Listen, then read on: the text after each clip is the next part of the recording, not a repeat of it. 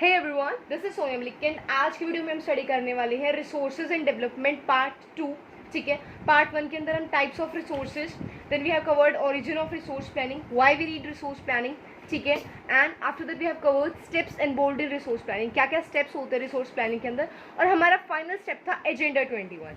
ठीक है, सो आज का हमारा टॉपिक रहने वाला है land resources and it's relief features.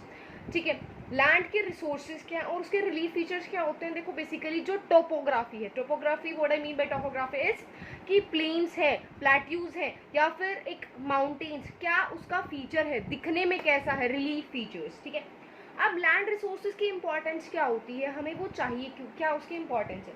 So the very first comes here is it supports natural vegetation. Natural vegetation को वो सपोर्ट करता है। नेचुरल वेजिटेशन क्या होती है? वो वेजिटेशन, वो फॉरेस्ट कवरिंग जो नेचुरली होती है बिना ह्यूमन इंटरफेरेंस के लिए, यानी कि जितने भी फॉरेस्ट बनते हैं वो just because of land resource बनते हैं।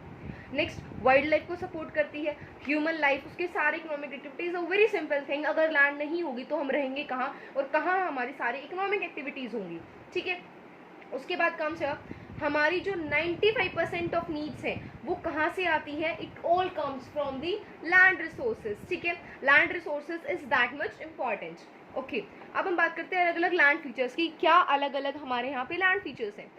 सबसे major we have plains. Plains क्या होता है? फ्लैट, जो कि हमारी हरियाणा, पंजाब, ठीक है, ये वाली जो लैंड्स है इनके अंदर होता है। सो यहाँ पे क्या है कि बेसिकली वी हैव प्लेन्स। ठीक है, प्लेन्स वाले एरियाज के अंदर क्या है? सो 43% इज प्लेन्स एरिया, जो हमारे प्लेन्स एरिया। तो प्लेन्स एरिया कहाँ है हमारे? लाइक वी हैव जो भी बेसिकली एग्रीकल्चर। देखो, एग्रीकल्चर हम दूसरी भी यूज़ करते हैं, पहाड़ियों पे भी की जाती है एग्रीकल्चर, बट मेजर जो है जैसे पंजाब है, हरियाणा है, बिहार है, उत्तर प्रदेश, जो एक प्लेन एरिया है, ठीक है, मतलब ऊंचा नीचा ऐसा कुछ नहीं है, दैट इज योर प्लेन्स। वहाँ पर हम क्या करते हैं? एग्रीकल्चर, इंडस्ट्री, ये सारी चीज़ें। उसके बाद हम बात करते हैं प्लेट्यूज। प्लेट्यूज क्या होती है? पहाड़ी, साउथर्न इंडिया। क्या है वहाँ पर? छोटी छोटी, मतलब बड़ी माउंटेन नहीं है, बट छोटी छोटी कई पहाड़ी है, फिर कुछ लैंड उठी हुई है। ठीक है, तो प्लेन नहीं है, वो ऊपर नीचे वाला सीक्वेंस चल रहा है। सो वो क्या है? 27% ऑफ द प्लेट्यूज। और वहां से हमें क्या मिलेगा? मिनरल ऑयल्स, ठीक है, फॉसिल फ्यूल्स, फॉरेस्ट, ये सारी चीजें मिल रही हैं। दूसरा हम बात करते हैं 30% जो एरिया है वो माउंटेन से कवर्ड है। यहाँ पर क्या होता है? Tourism. And second thing is your perennial flow of rivers, के रिवर्स का जो फ्लो जाता है वो यहाँ पे इतना इंपॉर्टेंट होता है। ठीक है, अब हम बात करते हैं लैंड यूटिलाइजेशन की, कि किस तरीके से हम अपनी लैंड को यूज करते हैं।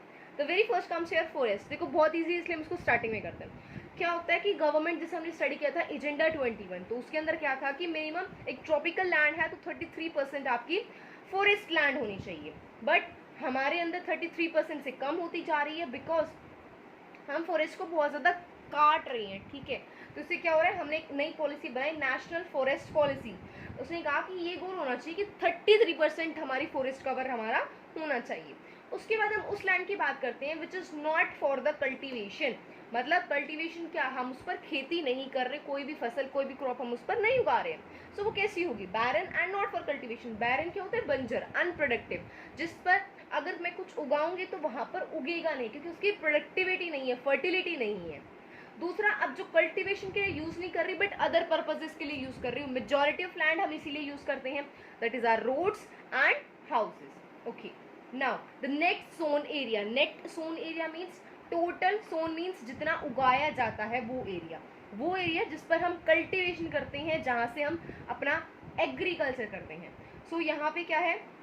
यहाँ पे बेसिकली दो बताया गया कि कल्टिवेटेड हम इसको वंस या ट्वाइस करते हैं ईयर के अंदर, डिपेंडिंग अपॉन आपके पास कितने रिसोर्सेज हैं। ठीक है, अब इसके अंदर भी ना कुछ वेरिएशंस आती हैं। वो वेरिएशंस क्या है? देखो, जैसे हरियाणा और पंजाब है, वहाँ पर प्लस 80% लैंड है जो हम कल्टिवेटेड है, but if we talk about the areas like Arunachal Pradesh, तो उधर क्या है? 10% से भी कम जो लैंड है वो कल्टिवेटेड है। ठीक है, तो मोस्ट ऑफ लैंड उधर कल्टिवेशन नहीं होता है। ओके, द नेक्स्ट कम्स है अदर अनकल्टिवेटेड लैंड। तो अदर अनकल्टिवेटेड लैंड के अंदर क्या आएगा हमारा? Permanent pasture. परमानेंट पेस्चर क्या होता है? चराने के लिए, जैसे जो हमारी शिप्स वगैरह होती हैं, ठीक है, तो उनकी ग्रेजिंग के लिए। ये जो लैंड है वो कम होती जा रही है। क्यों? क्योंकि यहाँ पे एक ऐसी लैंड जो यूं ही पड़ी है वो ऐसी बची ही नहीं है, बिकॉज ज़्यादा से ज़्यादा लैंड का हम यूज़ करते जा रहे हैं। उसके बाद है कल्चरेबल वेस्ट। कल्चरेबल वेस्ट क्या है?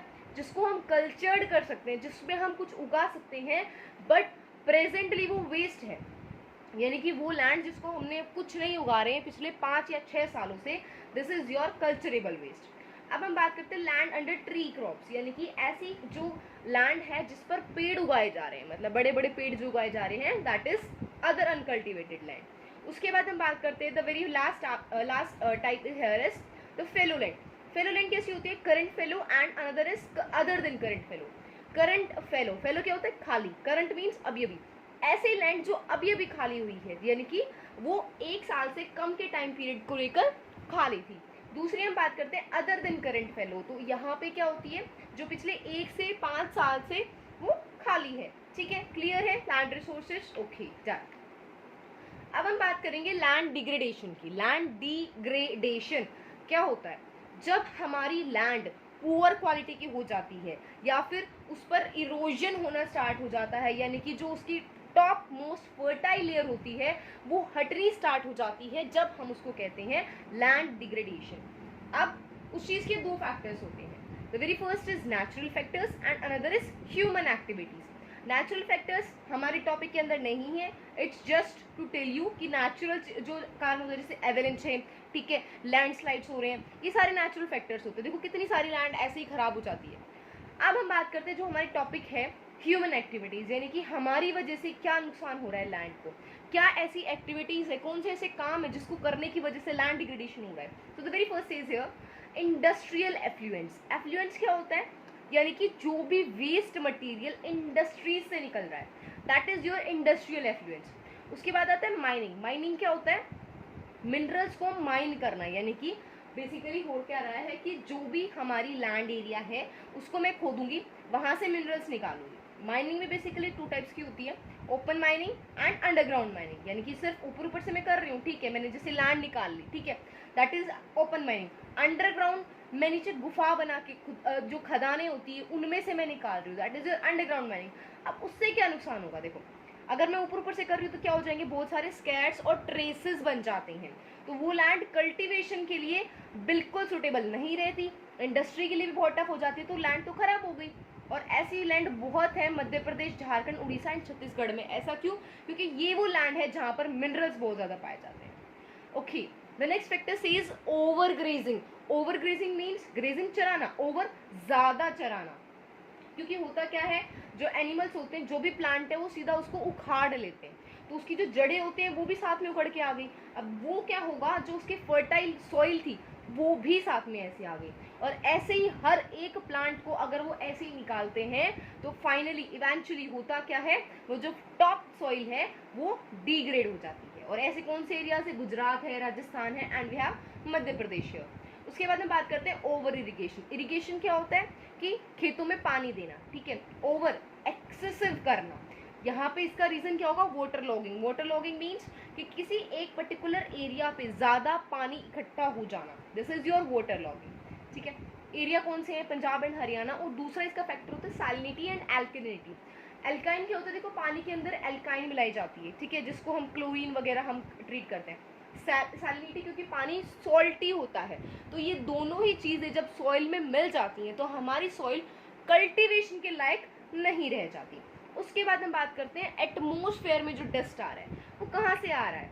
स्टोन्स वगैरह हैं, ठीक है, हम उनको ग्राइंड करते हैं, किस लिए?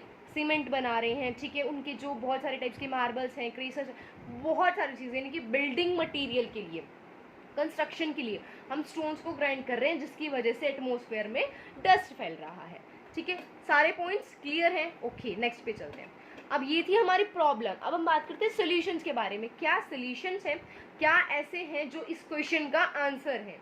तो सबसे पहले एफोरेस्टेशन, यानी कि मासिव लेवल पर पेड़ उगाना। दूसरा, proper management of grazing. Grazing की एक मैनेजमेंट हो कि आपको एक पर्टिकुलर लैंड दे दी, पहले यहाँ चराओ, उस लैंड को ट्रीट करो, दोबारा नेक्स्ट लेकर जाओ, फिर उस लैंड को ट्रीट करो, तो एक प्रॉपर मैनेजमेंट होनी चाहिए।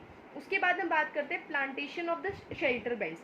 शेल्टर बेल्ट्स बेसिकली होता क्या है? ये एक फार्मिंग प्रैक्टिस होती है जिसके अंदर क्या किया जाएगा, suppose this is your field, ठीक है, ये फील्ड है, तो क्या करेगा फार्मर? यहाँ पर लैंड को थोड़ा सा एक्यूमुलेट कर देगा, थोड़ा सा यहाँ पे कर देगा, ऐसे और सेम ऐसे, मतलब ऐसे बॉक्सेस बन गए। अब होगा क्या, अगर मान लो किसी भी वजह से विंड आई बहुत तेज की उसको साथ में लेके जा रही है, तो सारी अभी जो सोइल है वो कहाँ एक्यूमुलेट हो जाएगी, इसमें, रही तो इसी एरिया में, और सेमली यहाँ की यहाँ हो जाएगी, यहाँ की हो जाएगी, तो पूरे फील्ड में वो स्प्रेड हो चुकी है बेसिकली। ऐसा नहीं है कि वो फील्ड से कहीं बाहर चली गई है, पूरे फील्ड में स्प्रेड हो गई है। So this is your shelter belt, कि एक बेल्ट उनके आसपास बना देना जो उनको शेल्टर प्रोवाइड करेगी, किसको, सॉइल को। ओके, अब हमें क्या करना है, हमें अपनी माइनिंग एक्टिविटीज को भी कंट्रोल करना है, हमें डिस्चार्ज जो वेस्ट हो रहा है उसको भी कंट्रोल करना है। बस हो गए हमारे सॉल्यूशंस। उसके बाद हम बात करते हैं सॉइल की। देखो सॉइल बहुत इंपॉर्टेंट है, तो उसके कुछ फैक्टर्स होते हैं जिसकी वजह से हमारी सॉइल बनती है। तो वो फैक्टर्स क्या है, सबसे पहला है change in temperature and the chemical organic changes. Temperature में चेंज हो रहा है, रॉक्स टूट रहे हैं, ठीक है, केमिकल चेंजेस हो रहे हैं, रॉक्स टूट रहे हैं, टूटकर छोटे हो रहे हैं, मेटामॉर्फिक रॉक्स, और मेटामॉर्फिक रॉक्स फाइनली हमारी सॉइल में बन रहे हैं। उसके बाद क्या हो रहा है, relief parent rocks, vegetation, parent rocks की वजह से, वेजिटेशन की वजह से कैसे बन रहा है, मान लो वहां पर पहली वेजिटेशन थी, वो नीचे गल गई, जमीन का पार्ट बन गई, ह्यूमस बनकर टॉप मोस्ट सॉइल बन गई। उसके बाद action of ruining water glaciers, यानी कि जो वाटर कंटिन्यूसली चलता है तो उसकी वजह से क्या हो जाता है, डीप स्कार्स बन जाते हैं, बहुत गहरी एक तरीके से लेयरिंग बन जाती है, ठीक है। जैसे हमने कभी किया होता है कि अगर सिंपल आटा भी लोगे उसमें अगर हम पानी डालेंगे तो एक लेयर बन जाएगी, डाउन नीचे चला जाएगा। सेम वे हमारा लैंड के साथ होता है। उसके बाद डीकम्पोजर्स की एक्टिविटी। डीकम्पोजर्स कौन होते हैं, लाइक अर्थवॉर्म्स। वो क्या करते हैं, लैंड में जाएंगे, ठीक है, वहां से उसको कुछ लैंड को ऊपर कर देंगे, कुछ लैंड को नीचे कर देंगे, तो इससे क्या हो रहा है, नीचे वाली जो लैंड है वो ऊपर आ जाएगी, फर्टिलिटी बढ़ जाएगी। ऑर्गेनिक मटेरियल्स, ठीक है, ऑर्गेनिक मटेरियल्स क्या है कि जितनी भी लिविंग बींग्स थी, जब कोई भी एवलेंच आया तो उनकी जो बॉडीज वगैरह है जब वो नीचे दब जाती है तो उनसे भी हमारी सॉइल बन जाती है। क्लियर है। सो अभी हम स्टडी करने वाले टाइप्स ऑफ सॉइल, कितनी टाइप्स की सॉइल होती हैं, क्या उनकी करेक्टरिस्टिक्स होती हैं। सबसे पहले एलुवियल सॉइल, जो सबसे ज़्यादा पोर्शन में पाई जाती है। इसका क्या होता है, ये बहुत ही ज़्यादा फर्टाइल होती है। फर्टाइल लैंड हमें किस चीज़ के लिए चाहिए, एग्रीकल्चर के लिए चाहिए। सेम हमारे नॉर्थन प्लेन्स में एग्रीकल्चर ज़्यादा होती है, ठीक है। दूसरी चीज़ क्या होगी, अब इसकी बहुत अच्छी फर्टाइल होती है, wheat, paddy, sugar cane, pulses, इन सब की बहुत अच्छी से ग्रोथ होती है। पैडी इज योर राइस, ठीक है। उसके बाद अब ये कहाँ से, मतलब देखो कहीं से तो ये आ रही है, ऐसा नहीं है कि कभी से वहीं पे है, कहाँ कहीं और से वो जो लैंड है, जो सॉइल है वो बहकर आती है, तो उसको लेकर कौन आता है, हिमालयन रिवर सिस्टम। बिकॉज देखो हमारी क्या है, प्लेन्स है, ये हमारी माउंटेन्स है, ठीक है। तो यहाँ पे हमारे इधर प्लेन्स है, तो यहाँ से रिवर बहकर आ रही है, उसको अपने यहाँ पे एक्यूमुलेट कर देगी, डिपॉजिट कर देगी। सो ये कौन से रिवर्स हैं हमारी यहाँ पे, so here we have Ganga, Brahmaputra and Indus river. तो ये 3 रिवर्स हैं जो यहाँ पर इसको लेकर आती हैं। उसके बाद ये कुछ ऐसी है जो ईस्टर्न कोस्टल प्लेन्स पे भी पाई जाती हैं। ईस्टर्न कोस्टल प्लेन्स क्या है हमारी, देखो ईस्टर्न कोस्टल प्लेन्स, तो ईस्टर्न कोस्टल प्लेन्स कहाँ होगी, just imagine the map of India, ठीक है, this is your west, this is east. Coastal means coast वाली लाइन, कोस्ट वाली लाइन यहाँ पे होंगी, ठीक है। सो कोस्टल लाइन्स ये वाली कुछ यहाँ पर भी पाई जाती है। यहाँ पर कैसे पाई जाती है, ईस्टर्न कोस्टल प्लेन्स पर, यहाँ पर भी रिवर्स ही लेकर आते हैं उसको, ठीक है। अब ये पे 2 टाइप्स की होती है, खादर एंड भांगर। देखो खादर इज न्यू सॉइल, जो एक ऊपर वाली लेयर बना रही है, जो अभी अभी डिपॉजिट हुई है, ठीक है। दूसरी भांगर जो पहले से, यानी कि जो नीचे वाली लेयर है, वो होती है हमारी भांगर सॉइल। अब इसको याद करने का तरीका देखो, क्या करोगे, भांगर मीन्स भंगड़ा, तो देखो भंगड़ा ऑलमोस्ट पहले किया जाता था, मीन्स ढोल वगैरह पे, म्यूजिक सिस्टम कम है, ठीक है। हमें कुछ प्रैक्टिकल नहीं लगा ना, एक थोड़ा सा एक ट्रिक बता रही हूँ, ठीक है, याद करने के लिए। ऐसे हर वर्ड का ना अपने कोड वर्ड बनाओ जिससे तुम्हें वो चीज़ें याद रहें, ठीक है, सो ज़्यादा डिफिकल्टी ना हो तुम्हें उसको करने में। नेक्स्ट हमारा आता है ब्लैक सोइल। ब्लैक सोइल के अंदर क्या होता है, ब्लैक सोइल नाम से पता है ब्लैक होती है। ब्लैक क्यों होती है उसको हम स्टडी करेंगे। देखो ये हमारी होती है प्लेट्यू रीजन, जो महाराष्ट्र का है। तो वहाँ पर क्या हुआ था, जब कोई टाइम ऐसा रहा होगा, लावा फटा, उससे बाहर वो लावा आया, तो वो लावा रेड कलर से ब्लैक कलर में कन्वर्ट हो चुका है, तो उससे जो सोइल बनी that is the black soil. और ये किससे बना होता है, क्ले मटेरियल से होता है। क्ले मटेरियल कैसे होता है, जैसे क्ले हम बचपन में खेलते हैं, मीन्स चिकनी जो टाइप्स की मिट्टी होती है। और अब यहाँ पे कौन सी क्रॉप उगेगी, हमारी कॉटन, और इसीलिए हम इसको ब्लैक कॉटन सोइल भी कहते हैं, ठीक है। आई होप चीज़ें क्लियर हो रही हैं, ओके। अब देखो क्ले है, तो क्ले के अंदर पानी डालेंगे तो वो थोड़ा सा एब्जॉर्ब कर लेगी, तो मॉइस्चर को ये एब्जॉर्ब कर लेती है। और जब ये गीली होती है तो ये स्टिकी हो जाती है। स्टिकी मीन्स कहीं कहीं ऐसे चिपने लग जाती है, लाइक फेविस्टिक, है ना। फिर क्या होता है, इसके अंदर कुछ डीप क्रैक्स बन जाती हैं, जब ये बहुत ज़्यादा गर्म हो जाती है। तो अगर मान लो, अगर देखो महाराष्ट्र है तो गर्मी है तो क्या हो रहा है वहाँ पर, डीप क्रैक्स हो रही हैं, तो क्या हो जाएगा वहाँ पर, एरेशन अच्छा हो जाएगा सोइल का, यानी कि सोइल में कुछ ओपन स्पेस बन गया, तो जहाँ से एयर इन एंड आउट हो जाएगी, तो एरेशन अच्छे से हो गया। ओके, अब हम बात करते हैं रेड एंड येलो सोइल। अब देखो इसका जो पेरेंट मटेरियल होता है ना, वो क्रिस्टलाइन रॉक्स होते हैं, इग्नियस रॉक्स। रेड है तो यहाँ पे ये कौन सी एरियाज में पाए जाते हैं, जहाँ पर रेनफॉल कम है और ह्यूमस ज़्यादा है, ह्यूमस मीन्स नमी ज़्यादा है। तो यहाँ पे क्या होगा, जब इसमें आयरन मिल जाएगा तो ये रेड कलर की दिखेगी, बट जब इसमें हमारे वाटर के मॉलिक्यूल्स, तो ये हाइड्रेटेड फॉर्म में, तब ये येलो कलर की हो जाती है। और कहाँ पर पाई जाती है, eastern southern part of the plateaus कौन सी है हमारी, तमिलनाडु वाला एरिया जो हमारा है वहाँ पर, ठीक है, उड़ीसा छत्तीसगढ़ में भी पाई जाते हैं। 3 सॉइल्स क्लियर हैं, okay easy. Next laterite soil हमारी कहाँ पाई जाती है, इंटेंस लीचिंग की वजह से। इंटेंस लीचिंग यानी कि हैवी रेन, जब बहुत ज़्यादा हैवी रेन हो जाती है तो क्या होता है, लाइचेंस जो बेसिकली हमारी फंगस की कैटेगरी है, वो वाली कैटेगरी वाले प्लांट्स एंड वो वाली कैटेगरी की सोइल जब जहाँ पर पाई जाती है तो that is your laterite soil. और यहाँ पे क्या होता है, ह्यूमस कम होता है और डीकम्पोजर्स नहीं पाए जाते, क्योंकि यहाँ पे टेम्परेचर ज़्यादा होता है, तो डीकम्पोजर्स यानी कि अर्थवॉर्म्स वगैरह यहाँ पे सर्वाइव नहीं कर पाते। और ये किस चीज़ के लिए अच्छी होती है, टी, कॉफ़ी, ठीक है, इन सब के लिए। आप इसका कल्टीवेशन तो कर सकते हैं, बट बिकॉज वी नो कि यहाँ पे टेम्परेचर ज़्यादा है तो लो रेनफॉल है, तो हमें क्या चाहिए, यहाँ पे इरिगेशन ज़्यादा चाहिए, ठीक है। उसके बाद arid soil, arid means desert areas में, तो कैसी कलर की होगी, सैंडी, सैलिन, ठीक है, हाई टेम्परेचर होगा, ज़्यादा इवेपोरेशन है और नमी भी कम होगी। तो यहाँ पे हम कौन सी क्रॉप्स उगा सकते हैं, वेस्टर्न राजस्थान वाले एरियाज के अंदर बाजरा एंड ऑल दैट, ठीक है। फॉरेस्ट सॉइल कहाँ पाई जाएगी, फॉरेस्ट में पाई जाएगी। देखो बेसिकली फर्स्ट 3 तुम्हें याद करनी है, नेक्स्ट 3 बहुत ईजी है, एज सच कोई इंपॉर्टेंट इतना नहीं होता है, ठीक है। तो फॉरेस्ट सॉइल क्या होता है, लोमी, सिल्टी और वैली साइड्स, यानी कि वैली साइड्स में ये हमारी पाई जाती हैं। और अगर अपर स्लॉप पे, अगर हम ऊंचाई पर देखेंगे तो थोड़े मोटे मोटे इनमें कंकड़ पाए जाएंगे और नीचे आते आते ये बिल्कुल प्लेन हो जाती है, ठीक है। सॉइल्स हम कवर कर चुके हैं, okay. The finally and last topic is soil erosion and soil conservation, the question and the answer. Erosion क्या होता है, हमारी जो टॉप मोस्ट सॉइल है वो उसका वहां से हट जाना। अब इसके भी 2 फैक्टर्स होते हैं, natural factors and human factors. Natural चीज जो नेचुरली हो रही है, जैसे विंड है, ठीक है, योर ग्लेशियर्स एंड ऑल, इनकी वजह से। ह्यूमन एक्टिविटीज क्या है, हमारी डिफोरेस्टेशन, हम ज़्यादा पेड़ काट रहे हैं, पेड़ नहीं होंगे तो सोइल को होल्ड कौन करेगा, अब सोइल रुक नहीं पा रही है तो वो बह जाएगी, विंड थोड़ी सी आती है ना, मतलब क्या हो रहा है, ह्यूमन आप कह रहे हो उसको थोड़ा सा आपने एक चिंगारी लगा दी ह्यूमंस ने, और नेचुरल फैक्टर्स जब उस पर आएगी तो वो आग लग जाती है, वो वाला सिनेरियो बनता है। अब होता है शीट इरोजन। शीट इरोजन क्या है, see suppose this is the land और ये पूरी एक शीट की तरह यूं बहकर चली जाती है, मतलब सिर्फ इतनी पतली सी एक जो लेयर है वो बहकर गई है, बट वही तो फर्टाइल लेयर थी, गई, बचा क्या।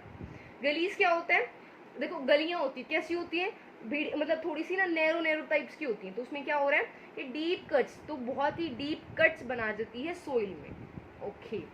वैसे शीट इरोजन ज़्यादा हार्मफुल होता है क्योंकि इसमें टॉप मोस्ट सोइल तो थोड़ी सी लेयर की होती है, तो वो थोड़ी सी लेयर ज़्यादा एरिया की जाती है, सरफेस एरिया की, बट यहाँ पे वॉल्यूम में जा रहा है।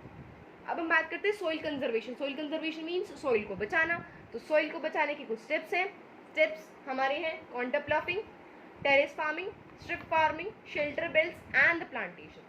प्लांटेशन क्या होगा, ज़्यादा से ज़्यादा पेड़ लगाओ, ठीक है। अब देखो इसको कुछ समझने की कोशिश करते हैं। प्लांटेशन क्या है, ये आपका फार्म है, ठीक है, यहाँ पे पेड़, यहाँ पे पेड़, यहाँ पे, यहाँ पे, यहाँ पे, तो जैसे ही विंड आएगी ना वो इस विंड को यहीं पे कंट्रोल कर लेगा, नीचे नहीं आने देगा, तो यहाँ पे क्या हो जाएगा हमारा प्लांटेशन। अब हम बात करते हैं शेल्टर बेल्ट्स की। शेल्टर बेल्ट जो हम समझ चुके हैं कि एक फील्ड के अंदर ऐसी अलग अलग बाउंड्रीज बना देना ताकि अगर विंड का इम्पैक्ट हो तो वो यहीं पर वो चीज़ रह जाए, आगे ना जाए, ठीक है। उसके बाद हम बात करते हैं टेरेस फार्मिंग। टेरेस फार्मिंग क्या होती है, दिस इज योर, ठीक है, माउंटेन्स पे होती है, तो यहाँ पे ऐसे एक टेरेस क्या है, स्टेप्स, जैसे हम जो स्टेयर्स जब हम चढ़ते हैं तो क्या होते हैं, स्टेप्स होते हैं, तो वो यही काम कर देते हैं, ऐसे, ठीक है, ऐसे बाहर का अगर मैं देखूँ तो यहाँ पे क्या होगा, अगर यहाँ से स्लोप है, बिकॉज वो तो नीचे आ जाएगी एकदम, बट वो क्या होगा, अगर यहाँ पे स्लोप है तो वो यहीं पे रह जाएगी, यहाँ पे स्लोप है तो यहीं पे रह जाएगी, सिमिलर वे में, तो एकदम सीधा यहाँ एक्यूमुलेट नहीं होगी, तो बच गया हमारा इरोजन, है ना। ओके, नेक्स्ट इज हमारा काउंटर ब्लफिंग। काउंटर ब्लफिंग क्या होता है? काउंटर करना किसी चीज को।